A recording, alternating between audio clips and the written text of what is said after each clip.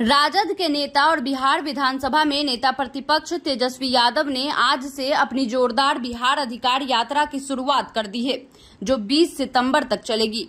इस अधिकार यात्रा की शुरुआत जहानाबाद से हुई और इसका समापन वैशाली में होगा। इस 5 दिनों की यात्रा में तेजस्वी का रथ बिहार के 10 जिलों जहानाबाद, नालंदा, पटना, बेगूसराय, खगड़िया, मधेपुरा, सहरसा, सुपौल, समस्तीपुर और वैशाली से होकर गुजरेगा।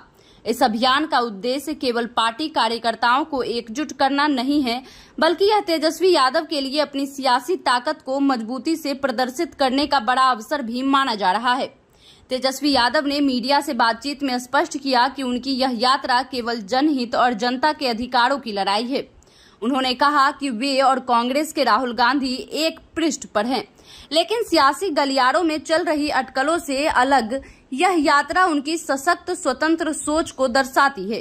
तेजस्वी का उद्देश्य महागठबंधन के भीतर अपनी पार्टी की ताकत को प्रमुखता से जनता के बीच उजागर करना है और यह संदेश देना है कि महागठबंधन में सबसे बड़ा जनाधार आरजेडी का ही है।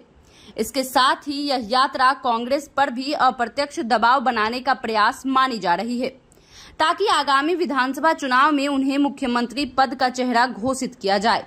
इस अधिकार यात्रा के दौरान तेजस्वी यादव जनता के बीच पहुंचकर विभिन्न समस्याओं को सुनेंगे, उनके अधिकारों की बात करेंगे और सत्ता पक्ष द्वारा लगातार दबाए जा रहे मुद्दों को उजागर करने का वो दावा कर रहे हैं।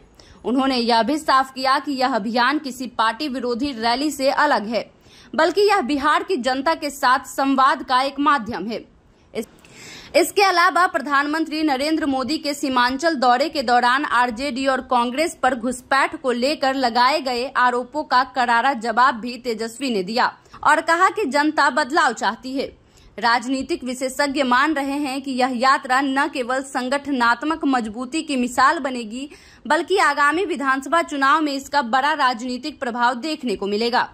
कई विश्लेषज्ञ यह भी कह रहे हैं कि तेजस्वी की यह सियासी पहल इस बात की तरह इशारा करती है कि वे अकेले अपनी राजनीतिक जमीन मजबूत करने में जुटे हुए हैं, ताकि जनता के बीच अपने मजबूत जनाधार का प्रदर्शन कर सकें। तेजस्वी यादव की यह यात्रा अब बिहार की राजनीति में हलचल मचाने के साथ साथ यह साफ करेगी कि महागठबंधन के भीतर कितनी एकता या टूट फूट है।